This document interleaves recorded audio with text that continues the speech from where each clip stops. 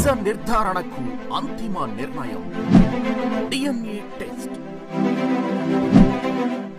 ఉన్నది ఉన్నట్లుగా వాస్తవాలను శోధించి వివరించే మన DNA టీవీ, మన రాష్ట్రం, మన ఛానల్.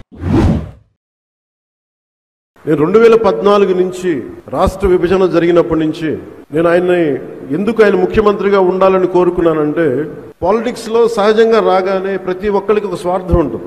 నేనేదో అయిపోవాలని, నేనేదో అయిపోవాలని నేను కలగనలా. మీరేదో అయిపోవాలి, ప్రజలంతా ఏదో అయిపోవాలని కలగలను. ఆ కలలకి సరైన సారథ్యం వహించే వ్యక్తి ఎవరు, ఆ దిశగా తీసుకెళ్లే వ్యక్తి ఎవరు, నాకు ఆయన తప్ప ఇంకెవరు కనిపించలేదు. 2014లో ఏ సీటు తీసుకోకుండా ఎందుకు సపోర్ట్ చేశానంటే, విభజించబడ్డ ఆంధ్రప్రదేశ్ అన్యాయం కాకూడదు, ఆయన అనుభవం కావాలి, ఆయన నాయకత్వం మనకు చాలా అవసరం.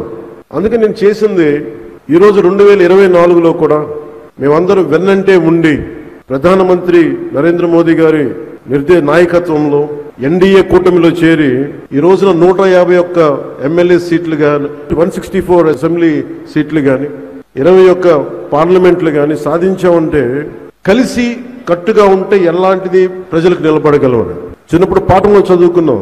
United we stand, divided we fall. కలిసి ఉంటే ఎంత బలం ఉంటుంది, విడిపోతే ఎంత బలహీన పడతాం అనేది ఈ రోజున ఈ విజన్ డాక్యుమెంట్ చేస్తున్నప్పుడు నాకు నిజంగా చాలా మనసు తృప్తిగా ఉంది. ఇన్ని కోట్ల మంది ప్రజలకి బలోపేతం ఇవ్వడానికి, బలం ఇవ్వడానికి, ఆర్థిక వ్యవస్థని బలోపేతం చేయడానికి ఇది దోహదపడినందుకు మనస్ఫూర్తిగా నాకు చాలా ఆనందంగా ఉంది.